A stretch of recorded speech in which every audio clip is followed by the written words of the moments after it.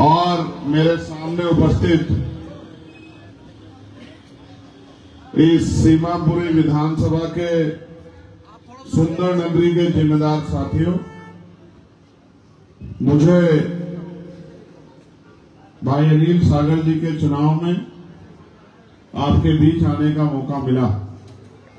अनिल सागर जी ने और उनसे पहले वक्ताओं ने बहुत सारी बातें आपके सामने रखी।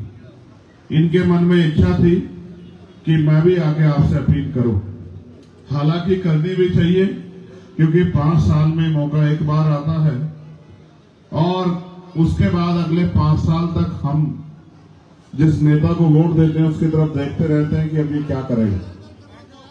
लोकतंत्र में बहुत खूबसूरती है, जिसको आप वोट देते हैं, जो लोग वोट की वैल्यू समझते हैं वो सोच समझ के देते हैं, जो नहीं समझते वो बिना जिम्मेदारी के देते हैं। जो वोट देते हैं और अगर वो नेता जो आपसे वादे कर रहा है, अगर उनमें से एक भी वादा पूरा ना करे तो आप उस नेता का कुछ नहीं बिगाड़ सकते। जबकि आपके आसपास ये बाजार है बहुत अच्छा, अगर आप यहां से कोई भी सामान खरीदोगे जो 100 रुपए की कीमत का भी होगा, अगर वो सामान अच्छा ना हो या जो उसकी विशेषताएं लिखी हैं, खूबियां लिखी हैं सामान की, वो खूबियां उस सामान में ना मिले तो आप दुकानदार के पास जाके उससे कह सकते हो कि भाई अपना सामान वापस रख ले, मैंने पैसे दे। अगर दुकानदार न माने तो आपके पास अधिकार है कि आप उपभोक्ता अदालत जाकर अपनी एप्लीकेशन रजिस्टर करा सकते हैं कि इन्होंने ये वादे किए थे और इस सामान में खूबियां नहीं। जबकि 100 रुपए के सामान के साथ ये रियायत है, ये ताकत है, ये अधिकार है, लेकिन जो करोड़ों रुपए से कीमती वोट है, जो 5 साल का भविष्य मुस्तकबिल तय करती है, उसके साथ ये सुविधा हमें नहीं।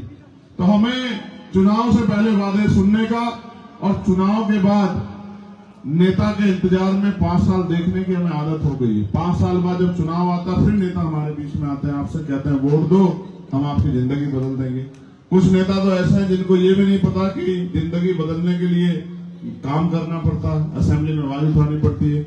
मुझे नहीं पता कि यहाँ के एमएलए कौन थे और उन्होंने कितनी आवाज आपकी उठाई, लेकिन मैं जिम्मेदारी से कह सकता हूं कि भाई अनिल सागर किसी पद पर नहीं है और जब जब उन्हें मौका मिला है उन्होंने इस क्षेत्र की समस्याओं के लिए लड़ाई लड़ने का काम किया।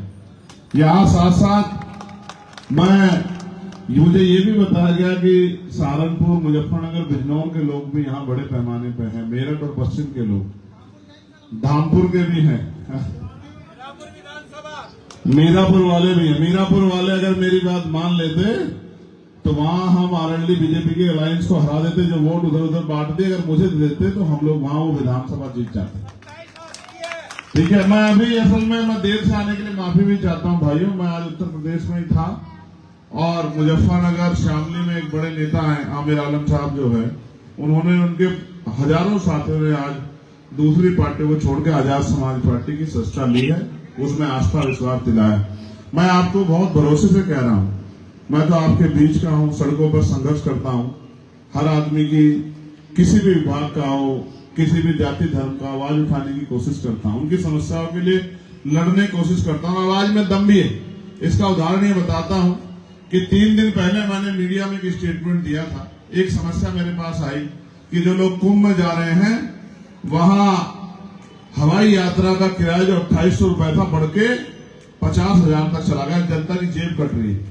मैंने तत्काल उस मामले को मीडिया के सामने उठाया। परसों जब पार्लियामेंट चली तो मैंने मंत्री जी का हाथ पकड़ के कहा कि मंत्री जी, आप नौजवान हो, ये सोचते थे कि आप बदलाव करोगे, आपकी सरकार में श्रद्धालुओं की जिस तरह जेब कट रही है, क्या आपको ये दिखाई नहीं दे रहा? तो उन्होंने कहा क्या हुआ? मैंने कहा ये 2800 रुपए का टिकट है, हम उत्तर प्रदेश के लोग हैं, इलाहाबाद हमारा हाईकोर्ट है, हम वहां जाते हैं 2800 रुपए में प्लेन में, लेकिन आज वो टिकट 56,000 रुपए का हो रहा है।